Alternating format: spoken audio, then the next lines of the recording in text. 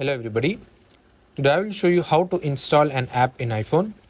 So the first step is to open App Store. Now search for the app you want to install. For example, I want to install any game, Subway Surfer. Now search it, tap on the search icon. Now after searching, select the app. Once you find the app, tap on it page, tap on it and open it. Now tap on the get button. Now it will ask for your confirmation. Confirm it.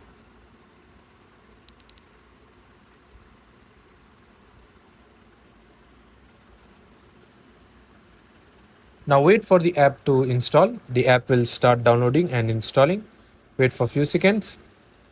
Once installed, you can either tap open from the App Store or find it in your home screen. If you don't find the app in your home screen, you can also find it from App Library. So that's it. That's how you'll download an app. Thanks for watching.